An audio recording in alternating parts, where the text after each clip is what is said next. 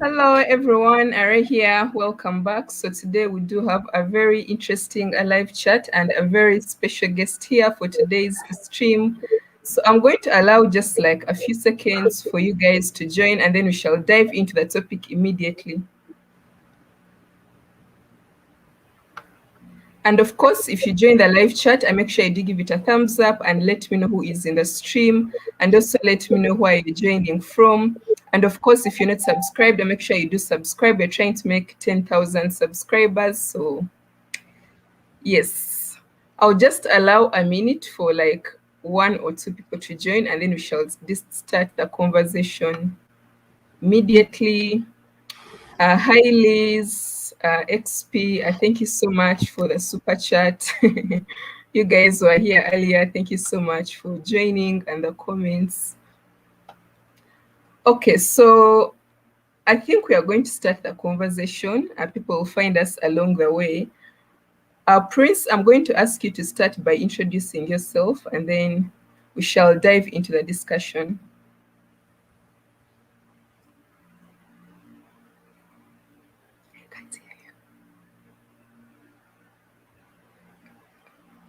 I can't hear you. Can you hear me?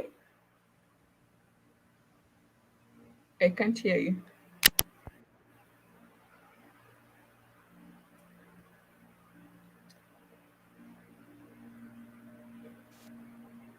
One second. Yes, okay. Hear me now. I can hear you now. Yeah, okay. I've lost you again.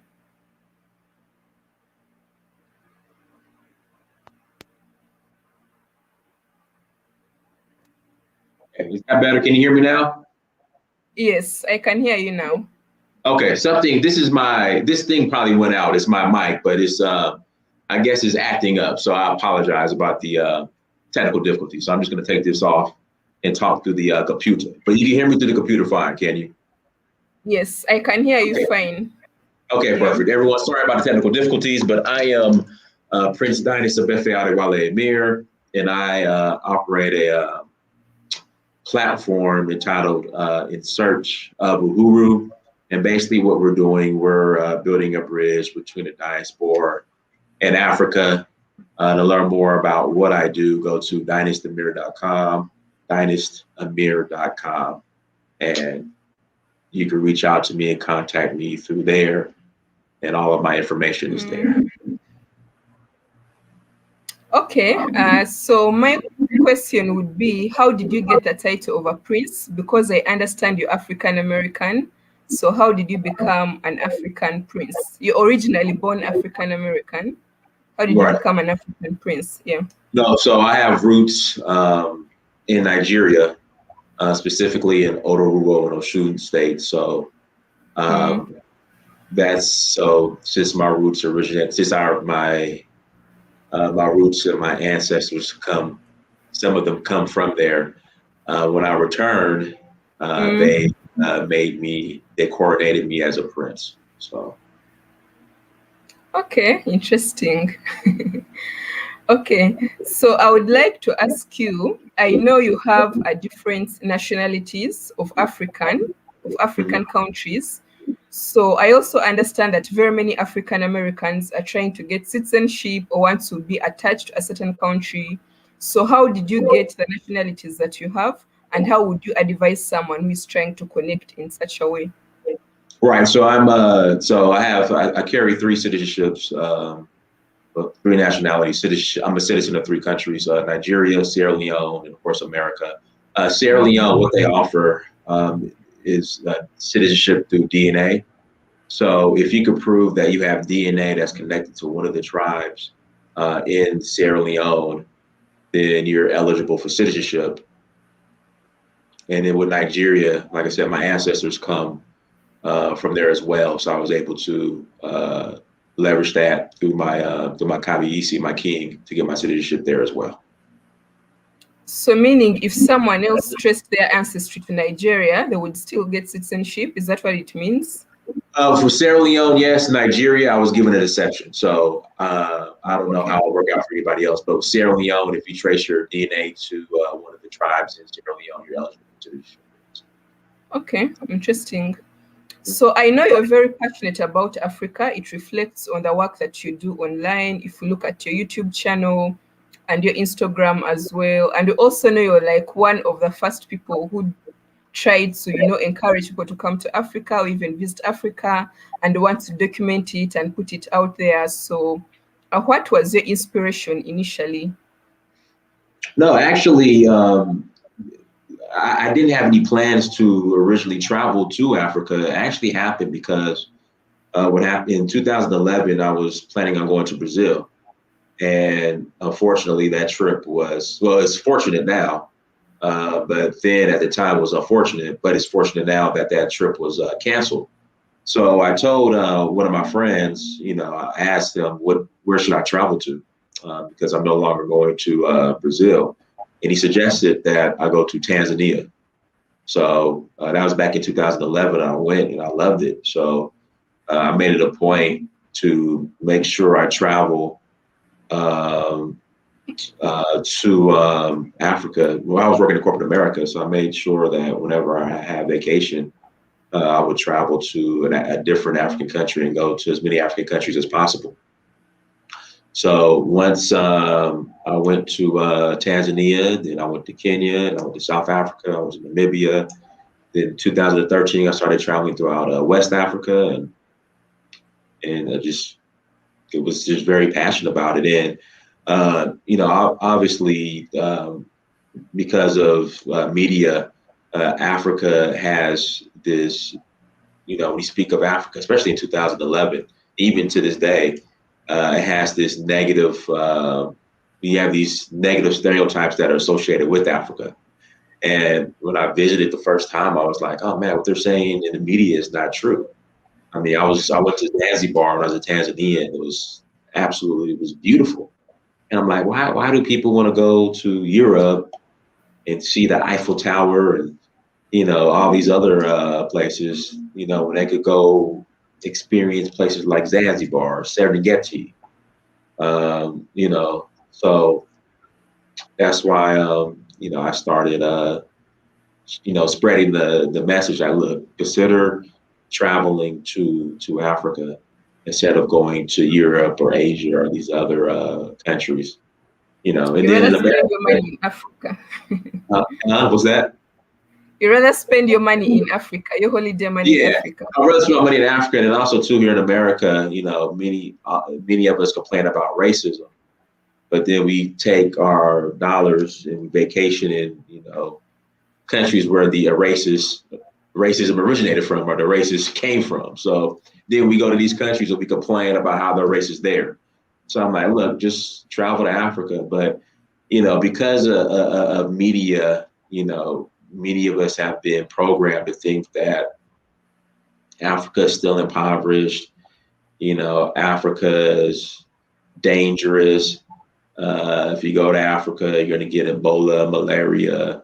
Many of us are still using like 1970s and 1980s stereotypes to justify not traveling to Africa in 2021. Even with, cell phone, where everything's, made available to get all the information you need, we still use every excuse in the book to not go to Africa. Many of us still choose to remain ignorant when it comes to traveling to Africa, which is just unfortunate. So, but things have been changing. I remember when I started posting my videos, I'll post like a video here and there back in 2014, like I was the only person. But then I want to say like around 2018-ish, 2017-ish, like there started a shift started to happen. And then now, you have more people who are focusing on the continent. So, we're focusing on changing the narrative when it comes to the continent from that of a negative one to that of a positive one. So, like I said, I was by myself for a while. Then everybody now is focusing on content, producing content on Africa and changing that you know replacing these negative stereotypes with positive images. Yes, so I would like you've said something interesting. I would like you to tell us what you mean by positive images, because I was trying to look at your channel. If you say we do have YouTubers who are trying to change the narrative of Africa, I know a number of them. African Tigress, Wodemaya, Miss Trudy, Tayo Aina. They're trying to show like the beautiful, a nicer side of Africa, you know, the big cities, the tall buildings and all that. But when you come to Africa, you never show the cities and the tall buildings. You pretty much like go where they do like voodoo dances, you know, or where they are preparing the traditional dishes by the street, you know. So how is that changing the narrative? I mean, I just want to understand, what do you mean by I'm trying to show the brighter side, you know, or it's kind of contradicting. Explain No, for us what you exactly mean. I think that, the issue with, of course, it's nice to show that, Africa has infrastructure, which is good, but, you know, I think the problem is we, especially being African American, we've been taught that everything African is evil. So, like you said, voodoo, and like I saw your eyes light up. Like No, who told it's, you? I have nothing wrong with it. Okay, nothing wrong with it. But I want to. So when we talk about changing the narrative, we have to first start with the root. So again, we've been taught that everything inherently African is bad, is evil, is negative. From our religion, many Africans have renounced their traditional religion. We're the only people. Africans are the only people on the planet who have renounced in large numbers their traditional religion in exchange for a foreigner's religion, whether it's Christianity or Islam. So we have to start there. We're the only people on the planet that have done that. Chinese haven't done that. Japanese haven't done that. No other group of people have done that, but Africans have. They have renounced their traditional religion in exchange for a foreign religion. So it was important that I started there to change the narrative on that first, right?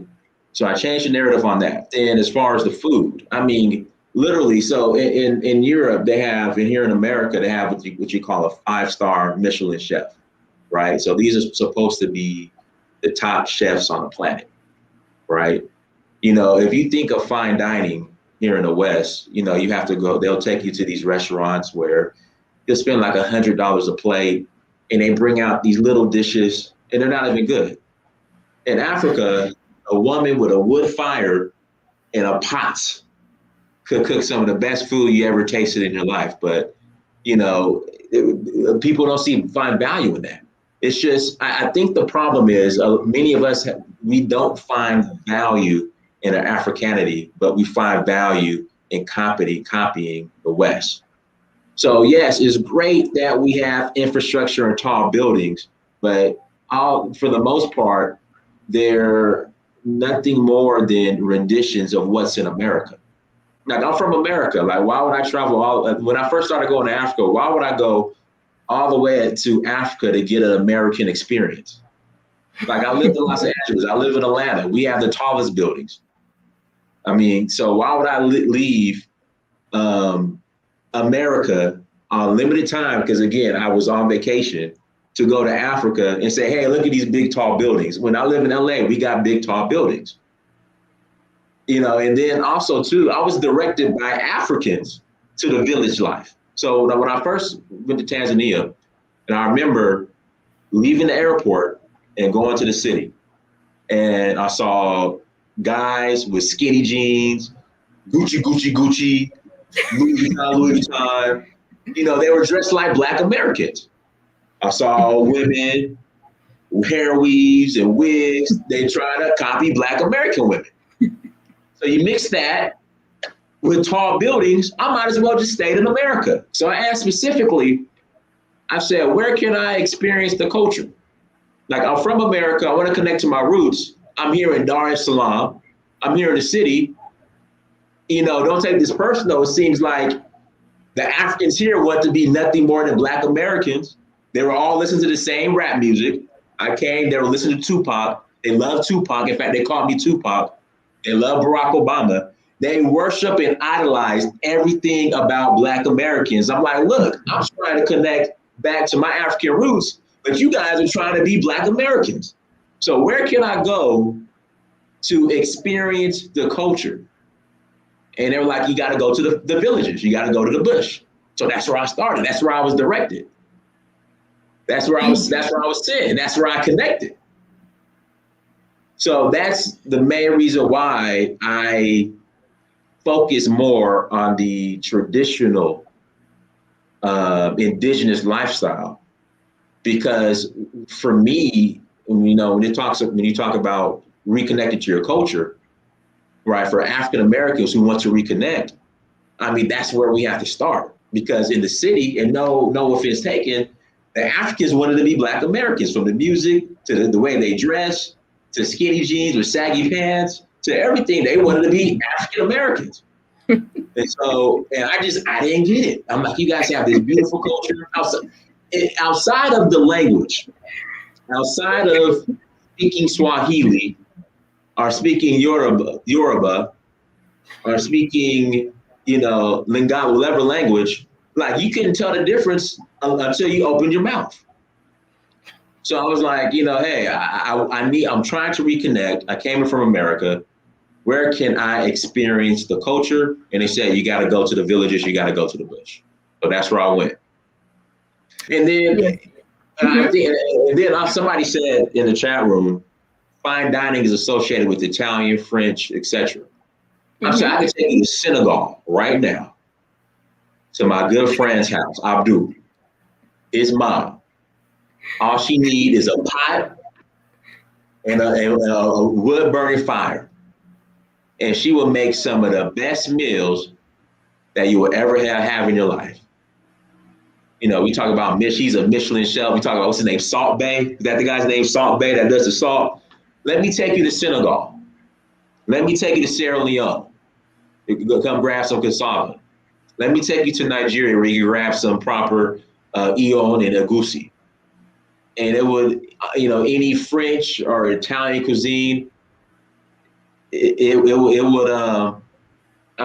would destroy it. So that's where I started. Because again, it's just, we don't find, I'm sorry, but many Africans just don't find value in it. They find value in things that are attached to the West. And me personally, I just didn't get it. I'm like, you have this culture, you have your religion, whether it be voodoo, whether it be Ifa, whatever spirituality is that's attached to your ethnic group or tribe, that came directly from your ancestors. But many of us find more value in Christianity and Islam.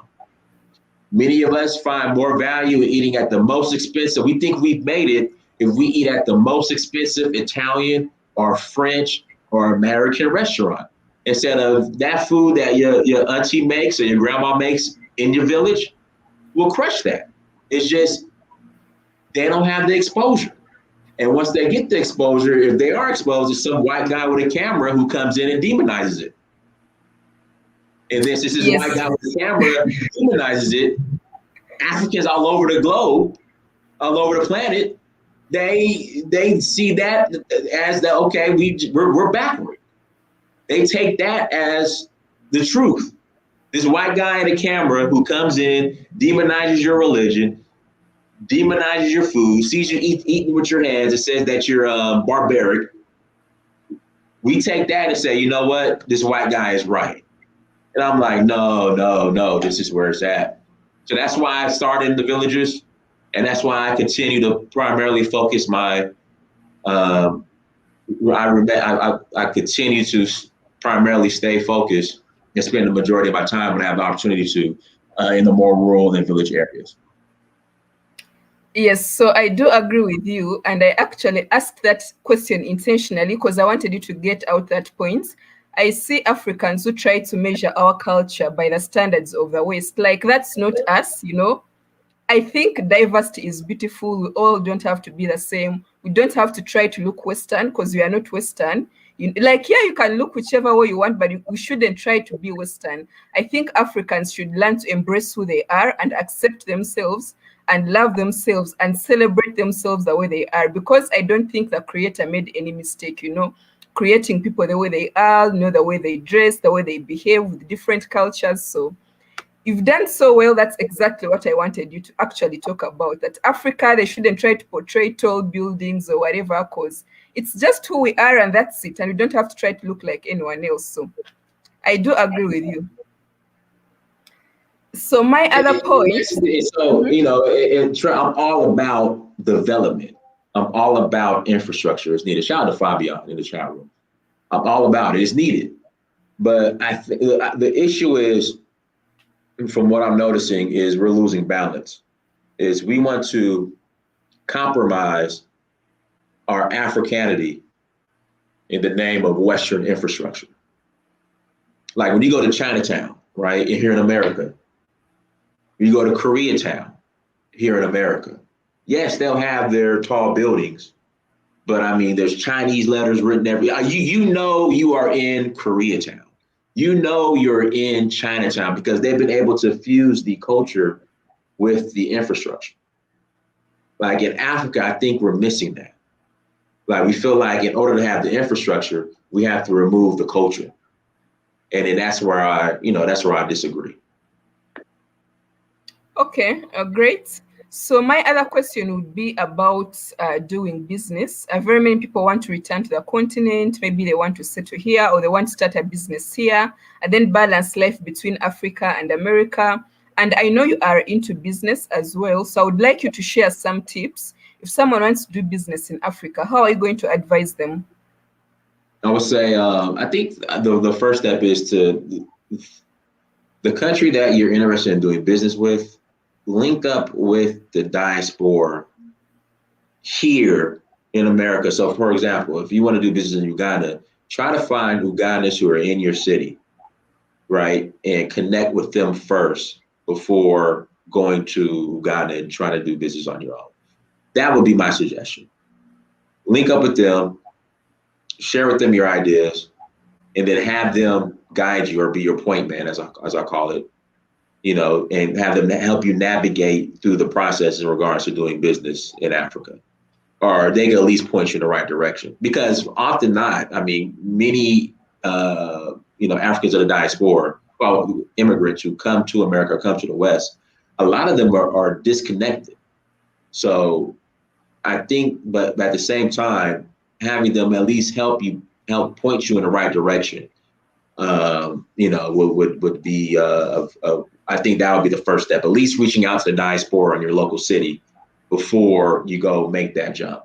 Because they'll at the very least point you in the right direction if they can, which I think is key. But I would start there first, but then at the same time, realize that many of them are just as disconnected as you. But first start there. Then once you start there, go visit the country, link up with the people they put you in contact with in that country, and then start from there. Okay. So would you tell us about your own kind of businesses that you're doing within Africa? Would you share with the viewers? Right now, I'm going to be focusing on tourism and real estate. So we have oneafricaproperties.com. And what we're doing, we're connecting those who are interested in acquiring property in Africa that are in the West with sellers on the continent. As far as when it comes to real estate on the continent, it can be very not transparent and somewhat muddy. So we pretty much do all the groundwork for interested buyers who want to acquire property in Africa and making that transition more easier as far as providing resources. And then also I'm into hospitality and tourism. So I have a tour coming up to Sierra Leone, April 20th through the 29th in Sierra Leone. So looking forward to that. And another tour coming up in Nigeria end of August. So those are the two areas. Those are the two areas that I'm primarily focused on. That someone can join on and go with you guys as a group to visit the continent, right? Correct. Yes. Okay, interesting. So because you have a lot of experience, how difficult is it, because people are scared of coming to Africa, diving into something that you do not know. Should they be worried? Of course, they're scared of being scammed as well. Just like you said, it's very difficult to find transparency, on the continent. It's also very difficult to find someone that you can trust, who's going to tell you the truth. So give them some tips here and there, like what are they supposed to know? I mean, me personally, I dive right in. You'll be fine. I tell people, pick a country and go, and you'll be okay. Um, Living here in America, if you feel comfortable traveling to Europe by yourself or to Asia by yourself, you'll be more than fine traveling to Africa by yourself, even as a woman. Because I get a lot of women asking, hey, should I travel to Africa alone as a woman? I'm like, trust me, you'll be fine. Those white girls, you by themselves, running around with a backpack all over Africa, no problem. So you'll definitely be fine. So they don't have to worry. But yeah, I agree as well. I mean, all these white people just came and painted this whole negative picture.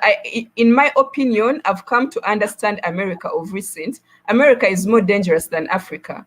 I've never had anywhere where you have like crazy shootings, where someone Right. just comes and kill people randomly in a building.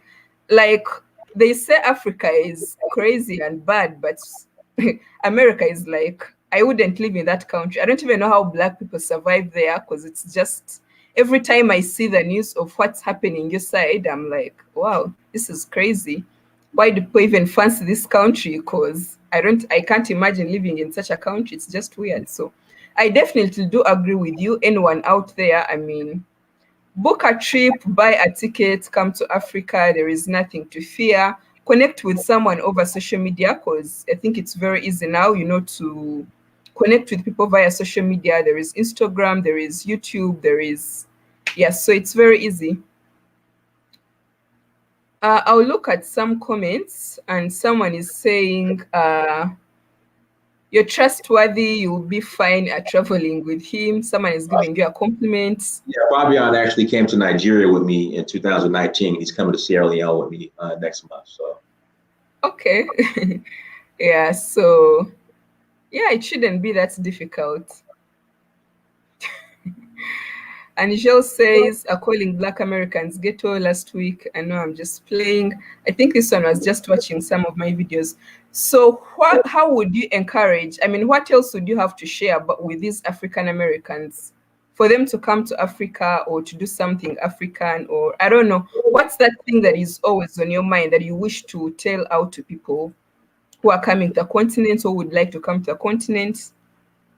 I would say to Black people all over the planet that, Africa is your birthright just as much as any African that was actually born on a continent. So come and enjoy your birthright. So, and don't believe the negative propaganda about the continent. Come and enjoy it for yourself. Yeah, I agree with you. I agree with you. There is nothing to fear about this place. And someone says, "Hey, Dynast, I'll get with you for the Okay. Nigerian trip." Okay, that's what a money magnet says. And then this one says, XP says, "I hate that I'm missing the Sierra Leone trip." Sorry. But I believe with your website or with you always have trips coming on, right? You always Right, right. schedule. So I make all my announcements on my platforms. So as far as future tour dates, just stay tuned, stay locked in, stay plugged in. Go to dynastamir.com. On YouTube, it's search of Uhuru, and all forms of social media. Just look up Dynast Amir and like, follow, share, subscribe, and stay plugged in regards to upcoming tour dates. But Nigeria is August 16th to the 22nd, and then Sierra Leone is April 20th through the 29th. And the great thing about Sierra Leone, if you could provide the proof that you have a connection via DNA to one of the tribes of Sierra Leone, they're doing a citizenship ceremony during our trip there. So.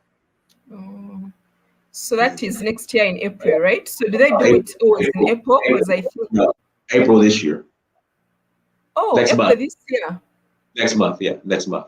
And then Nigeria in August of this year. Oh, okay, interesting. Because I had a chat with someone who got Sierra Leone citizenship, and we were not sure about the procedure. So, is this something within their law that is you can Google on maybe their website or the government If you website and go find? to monuments, look up Sierra Leone monuments and relics. Again, Sierra Leone monuments and relics, and the procedure will be on there. The process or what's required will be on the site. But for the most part, you have to have your DNA certificate, background check, two reference letters. Sorry about that. You have to be connected with a tour company on the ground. So I'm licensed and registered as a tour company in Sierra Leone. There's a list of registered tour companies as well on the site. What else is there? I think those are, and there's more, but if you go on the site, they'll have all the requirements. Okay. So that's interesting because that would be a good opportunity for someone who has, their DNA. Someone might not even know if they've never bothered to do a DNA test. They could miss out on a chance to get a citizenship, a free citizenship. So, and if I may ask you, why do you think more African Americans tend to go to West Africa compared to Eastern Africa? People tend to go more to Ghana, to Sierra Leone, to Nigeria, to the Gambia. Well, Why more of the West Africa? I disagree. So people go to Ghana. Then after Ghana, right now, Rwanda, South Africa, Tanzania, and Kenya are more. In fact, I would say right now, East Africa and South Africa are more popular than West Africa. Because outside of Ghana, I would say the majority of people who have been to Africa, the majority of them have been to Kenya, Tanzania, or South Africa. I mean, when it comes to resettling, like resettling on the continent, I feel like Ghana is so popular compared Well, to. Well, if you understand the history of Ghana and I would say Black America, that's why. And Ghana is really the only country that's formally reached out and said, "Hey," I mean, they had a year of return. So, you know, Ghana is the only country that had an actual year of return. Come home, come to Ghana. No other country has done that. So that's why. So the So, government's reached out. Even though me personally, I think Liberia, because of the history of Liberia in regards to the establishment of Liberia, Black Americans are more closely linked to Liberia. Still, Ghana recently has been more popular because of, I mean, Marcus Garvey. The Black Star in the Ghanaian flag is related to the Black Star of Marcus Garvey. Kwame Nkrumah being a Pan African. You see the pictures of Martin Luther King with Kwame Nkrumah and Malcolm X or Kwame Nkrumah. I mean, Ghana has just been more popular. But that just happened recently because before the first coup, matching 80 in Liberia was a more popular destination as far as the diaspora to travel to. So yeah. so okay, interesting. And then Because also too, because of the slave trade, the majority of Black Americans, our roots come from West Africa, not necessarily East Africa. Even though they had the slave trade, but it was the Arab slave trade in East Africa. For us Black Americans, our roots are primarily West Africa. So that's why, and in Ghana, because of them reaching out with the year of return and just being more engaged to the diaspora, that's why Ghana has been a more popular destination. yes, so I do agree with you, but I do have a question because I've seen some African Americans complaining. The countries are very strict, doing business there is very strict. We should be getting automatic citizenship. But I also like to say sometimes the countries are actually not aware of your interests. I've not seen, okay, maybe sometimes I've seen African Americans organize themselves in a group and approach a country or a government and try to say, maybe let's have a bill that if we come as African Americans, then we should be given some sort of leniency or some sort of privilege over the other races.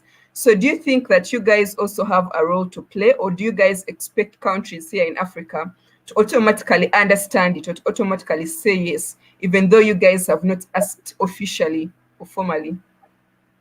Yeah, you know what? A friend told me this the other day, and I think Amos Wilson said this. The issue with African Americans is that we are unorganized when it comes to the truth. So yes, we were taken from West Africa against our will, and now many of us would have returned. And we want citizenship, we want the ease of doing business, but we can't properly organize in engaging and reaching out to these countries and presenting that and asking for that. You have different pockets and different cliques and different sets who they want to be the ones saying, hey, I got citizenship for the Black Americans. I was the one that sat down with the president of Ghana and he spoke to me. And you got this other group over here that wants the glory. Then you have this other group. So there's about 30 different groups who all have the same goal. And instead of coming together and uniting, they all want to do things their own way. So there's a lot of egos and other factors that play a role. So that's why I don't think it's and that's why, I don't want to speak on behalf of, African governments, but they see that. And so I think at the end of the day, many of them don't really take it serious because of that.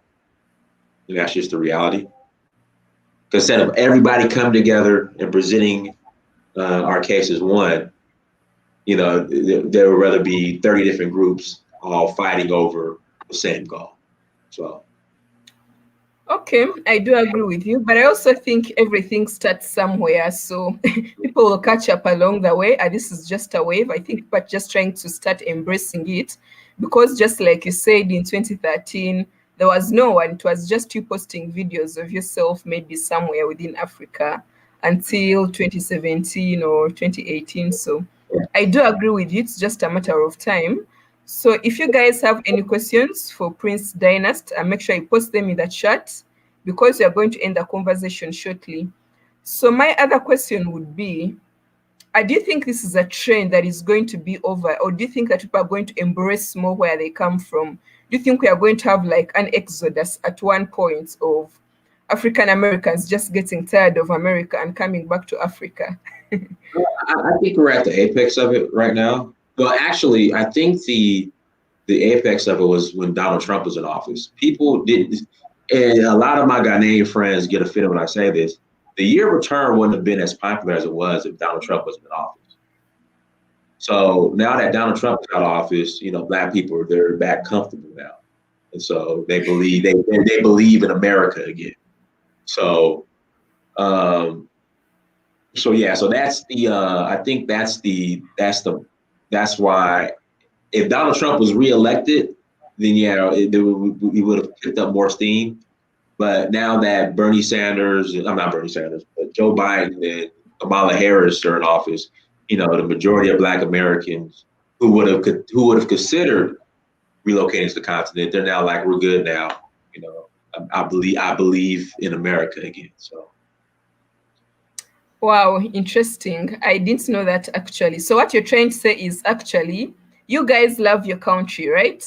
They love America. Yeah. They love America. They love it. Bones are buried in America. Yeah, they love America. So it takes like 1 in 1,000 or 1 in 1,000,000 to want to say, I'm so tired of this country, let me relocate to Africa or this. But you guys actually do love America, despite all the racial injustices that happen on a daily. I'm Africa first, so not me. I'm Africa first.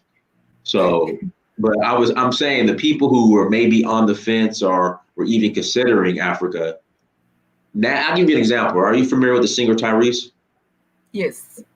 All right. So Tyrese, right before the election, he posted a picture, I think, of him with Winnie Mandela, or of Winnie Mandela. And on the post, he said that, he really respects Winnie Mandela, and, she helped him connect to his African roots. But he really hates that if Donald Trump's elected, that he would actually consider moving to Africa. So again, it was because of Donald Trump that he was even considered moving to Africa. the reason why the year of return was popular is because, again, of Donald Trump was in office. But if Ghana was to have a year of return this December, right, under Joe Biden and Kamala Harris, it would not be as successful as the previous one because, again, Donald Trump. Because again, a lot of African Americans were considering leaving America because of Donald Trump, and Donald Trump was reelected. A lot of African Americans were not a lot, but there are many who were going to actually consider making the move. But now that, like I said, Kamala Harris and Joe Biden's in office, everyone's comfortable and believe in America.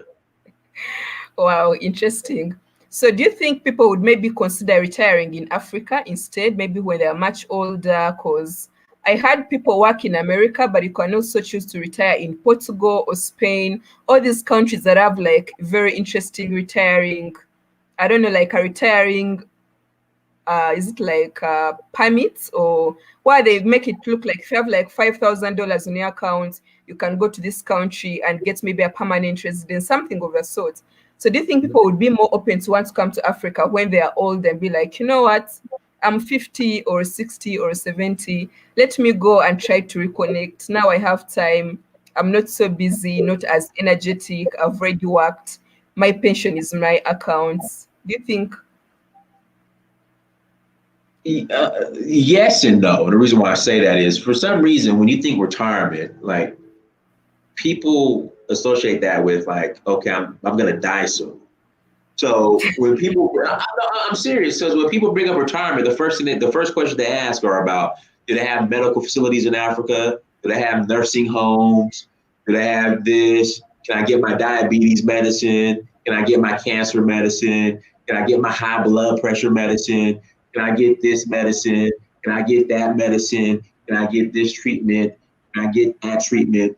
So it's like when you bring up retirement to the majority of Black people, or when it comes to Africa, it's like, does Africa have the resources where I could die peacefully? Like, do they have all my medicines and all this equipment and all that so I could die, so I won't have a painful death? So that's why, and then when you say, well, I haven't really seen any nursing homes in Africa, because in Africa, the kids take care of their parents. They take care of their grandparents. So there's really no need for a nursing home. I don't see, I mean, I don't know where you get your insulin, or I don't know. Like, I don't know. So, like, I don't think Africa has became a popular destination for retirement, because, again, for some reason, the way a lot of people think when they think retirement, they want to go somewhere where they could die peacefully or without pain. Because that's the first questions they ask. Like, can I get all my medicines? Can I get all my pills and insulin and this pill, that treatment, this treatment? Can I get all of that in Africa? And I'm just like, oh, I don't know. And then when I asked, and they were like, nursing home. We take care of our elders. Like, we need nursing home. This pill, that pill. Well, we eat healthy. We don't take all these pills like you guys do in America.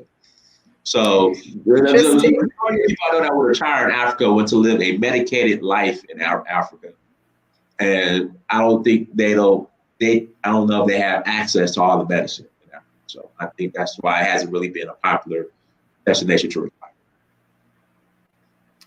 Okay, so XP says it's ironic that we African Americans complain about tribalism in Africa, but can't unite for a common goal. We're asking for something we're not doing ourselves on a large scale. Because, everything happens through government for the most part. So, number one, our politicians here in America, the furthest thing on their mind is, let's see how we can get dual citizenship in Africa. That's the furthest thing on their mind. So the Black Caucus, NAACP, and all these Black organizations, they care less about that. That's last on the list. So that's number one. So they're out of the question. So our politicians who are supposed to engage other representatives from other countries, they're not going to in regards to citizenship. So then it takes individuals like me and other people to do that, but no one can unite. Again, you have individuals that have their own agendas. And it's like, well, the main agenda is to get citizenship. So why can't people unite as one? But because of egos, they don't. So you have that problem. So that's the issue. Interesting. So I believe I forgot to read this comment. This one says I kept seeing 221 constantly. That's why I started with Senegal. Senegal was the first country I visited in West Africa in 2013. Okay. This one jokes about medication, saying, Yeah. do they have my glaucoma medication in Africa? Yeah. I doubt they don't. Okay. So do you have any parting shots, any final words that you'd like to tell us or the viewers? No, Ray, thank you for having me on. And again, guys, if you want to reach out to me, go to dynastasamir.com, send me a message. Okay, thank you so much for accepting my invitation as well. It was nice to talk to you, and thank you so much for all the insults. Someone is asking that where do you stay? I'm just seeing the comments. I'm in between Atlanta, Sierra Leone, and Nigeria. Okay, and I'll see you on the next video maybe, or in West Africa, if I do one of my West Africa visits. Okay, I'll be there. Okay, bye. Okay, thank you so much, guys, for watching, and subscribe if you're not subscribed. We are trying to make 10,000 subscribers. Okay, I'm seeing some questions a little bit late. And I'll see you guys on the next live stream. Bye.